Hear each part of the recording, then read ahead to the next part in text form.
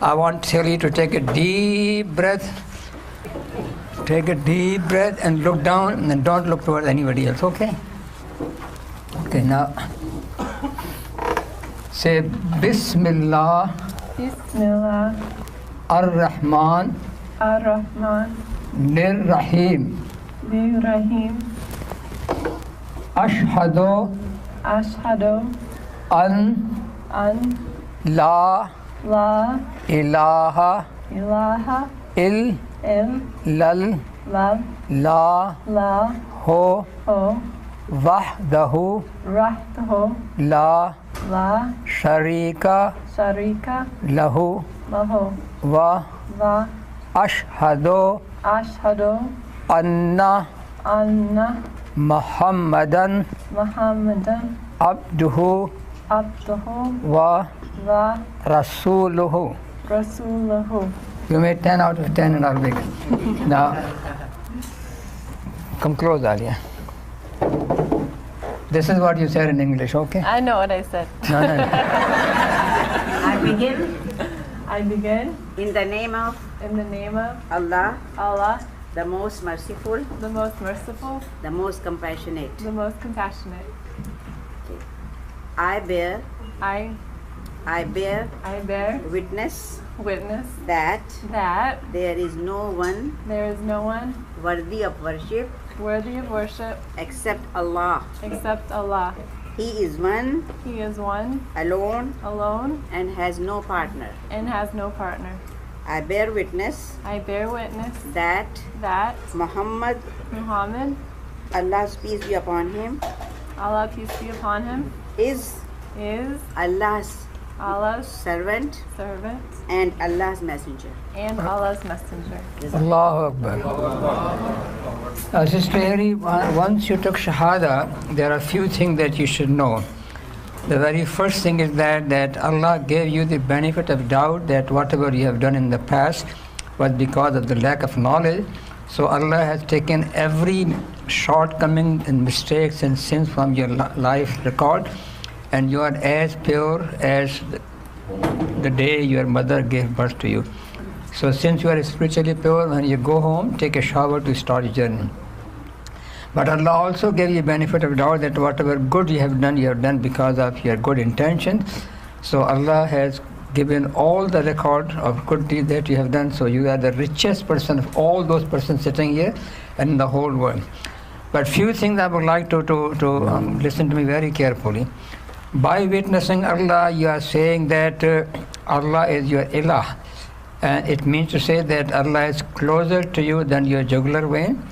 Allah is your hope, Allah is your support, Allah is your comforter, Allah is your mentor. Whatever you need, you talk to Allah directly. You don't have to come to me, you don't have to go to anybody else. And being a Muslim is a relationship of secret of love between you and Allah, and nobody should know that. You don't have to declare to everybody that I'm a Muslim. And the only thing is that Allah loves you 70 times more than your mother. So whenever you face any kind of misfortune, you can say that a mother will not do anything wrong with the children. How could Allah do anything wrong with the children? It will be a message for you to come back to Allah. And remember that today you have put your hands in the hands of Allah, and Allah will never let you down. Someone to say something? Why you took Shahada? Thank you very much. Why you took Shahada? Why? Yes. Well, maybe next year I can tell a longer version, but I've had some struggles in my very recent past, and my Christianity background hasn't held up to the standards that I needed it to, and so Islam is everything I need right now and for the rest of my future. So thank you. And you got a big family here, and I'm the head of the family, so never hesitate to call anybody for anything. Everybody is willing to help you here, okay? Thank you so much. And we are only at the giving end, okay? Thank you very much for witnessing that, okay? Hi, everybody. Assalamu alaikum. I'm still not loud enough. It's a microphone. Okay, so I don't know what to say really, but I'm just really touched by Angela's story right now. Okay, right here. Okay. I guess I came to Islam because, by way of a lot of different, like, experiences. And some of them were good, and some of them were not so good. But it started when I was like a really little kid. And I don't really know what to say. So, I guess I started realizing that it's,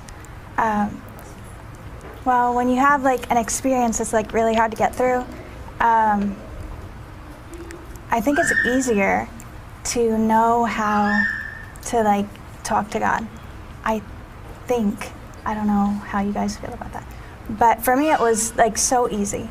It was really easy, and I didn't have a problem with it, except that I didn't know anybody else who did it the way I did it. And I was really different compared to everybody else I knew. And I wasn't gonna stop my way, because I'm me, and like, you know, I do everything Christina way. So, I guess I don't really know what else.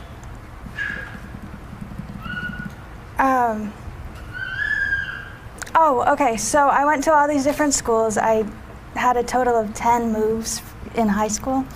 And in that, I got to use my stock money to go to private school.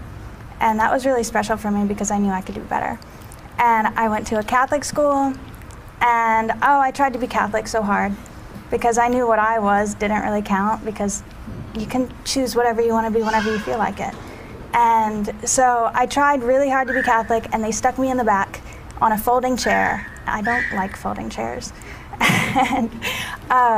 And they said I wasn't allowed to go do the confession because I wasn't actually Catholic.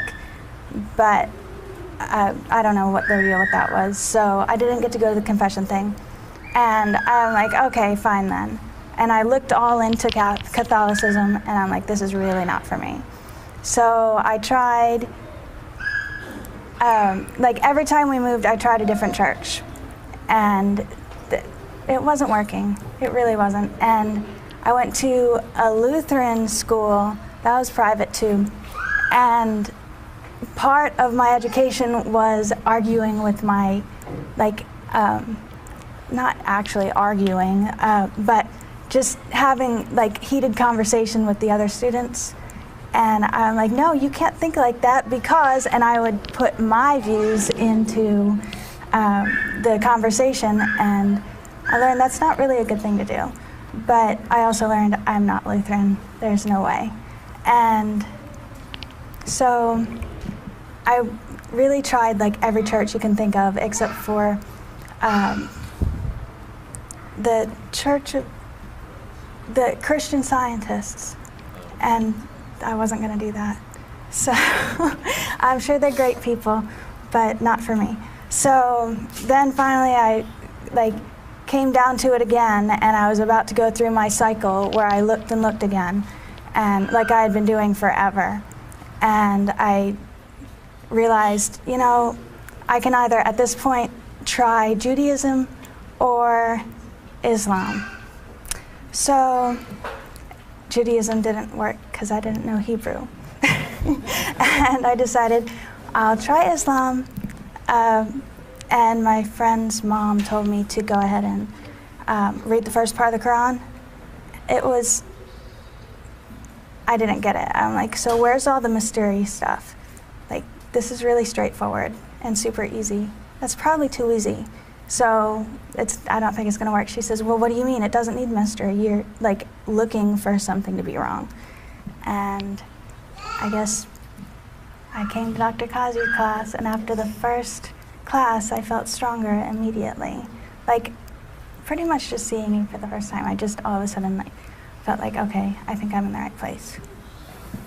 And another thing was something I noticed with like all these churches I went to is the first commandment says there's only one God, and you shouldn't worship anybody before that one God, right? It's like basically that's what it's saying.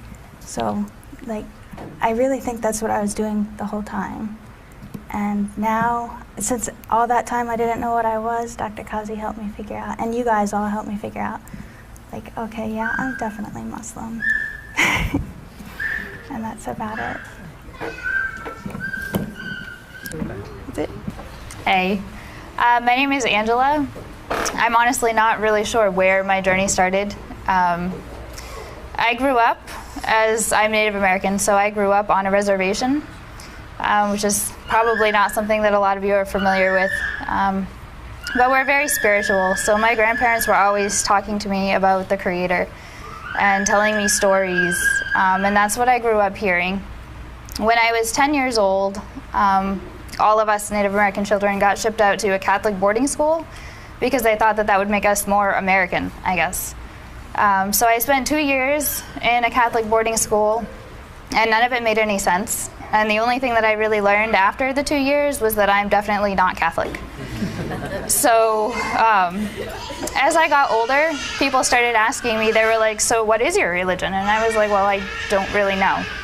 You know, we're spiritual, but we don't have a name for it. It's just a way of life. It's who we are. You know, you spend your whole day in prayer. The elders are always telling us that we're supposed to walk in prayer. Every step is supposed to be a prayer. And as long as you're doing that, then you're living life the way that you should. But we didn't have a name for it. So it made it really confusing when people would ask, what is your religion? So I started looking into other religions, and I started studying everything. Any religion that I could get information about, I was like, what is this? And eventually I would come to a point with all of them that I was like, this just doesn't make sense. No matter how many times a day I pray, I am never going to be a god. It's not happening. They just didn't make sense. So time kept going on, and after a while, I actually met a Muslim, and we started talking, and I was like, wow, you do that? Really? Wow, so do I. And it just started getting to a point where I was like, you know, maybe I need to read more about this. So I went online, and I started reading whatever I could, and it all just made sense. Most of it was stuff that I had already heard from my grandparents. So it just seemed to make sense. So I kept reading, and I went to the grocery store one day, and we had this little bin in the grocery store. It was like books people would drop off, and they'd buy the books, and the money would be donated to charity. So right on the top of the stack was like all of these books about Islam. So I was like, cool, this is awesome. So I bought the whole stack of books, and I went home, and I started reading them, and I was like, yeah, this really makes sense. So then I decided that I was going to try to read the Quran. And I went ahead and I started reading it. And at first it felt a little bit weird because a lot of the stuff that I was reading was stuff that I had heard from my grandfather. So at first it was like, okay, this is different. And I kept reading it, and I was like, wow, I've been doing this my whole life, and I just never knew it. So I just got to a point that it just made sense. And here I am. Well, I came to his class. I found it online. I moved to Houston, and I was like, you know, I really need to do this, but I don't want to do it on my own. So I looked online, and I found Dr. Kazi's class, and him and his wife have been there for me every step of the way. And I thank them, and I love for it very much. Hi, my name's Kylie. I thought that he was going to forget about us, I was hoping, because I'm not really a big public speaker. So anything good that comes out of this obviously isn't from me. So my journey to Islam, I guess, started before I even kind of realized it with an introductory class like at college, right? Talking about art and architecture. So even just looking at the art and the architecture and seeing how faith just bleeds into everything in the Islamic culture just really got me interested in the faith. So then the next year I met my now husband while he was studying here and teaching Arabic at my college.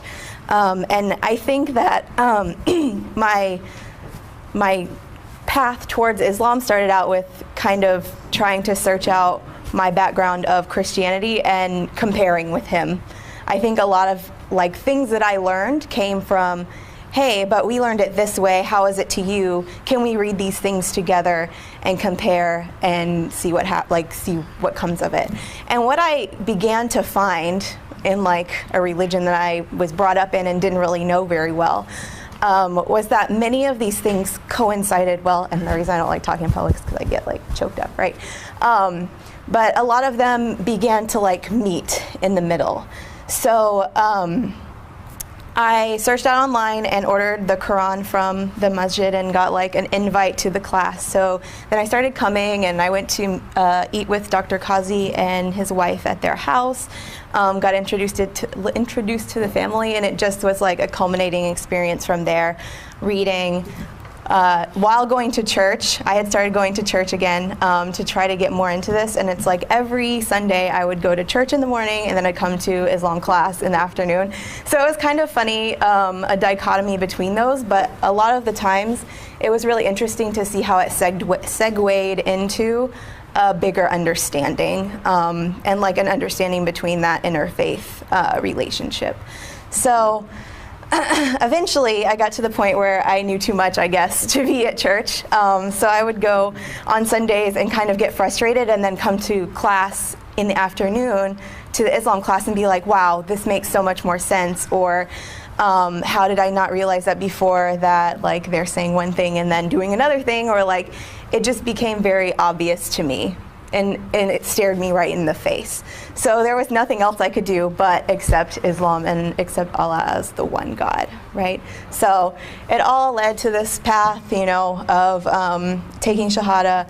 Last year I took it in March, I think, and then this April I got married. My husband came back to the US, so he's here now. And it's just like blessings upon blessings now that we've gotten to this, you know, now that I've come to this like end of the road, I guess, where they met and there was no other choice. So thank you, like I thank God like every day that he's brought me out of this like what I thought I understood to be my religion, like praying every night to God but not really having the faith to go to church, going to church, then coming here, reading the Quran, and just, you know, ending up here. So alhamdulillah, thank you for listening.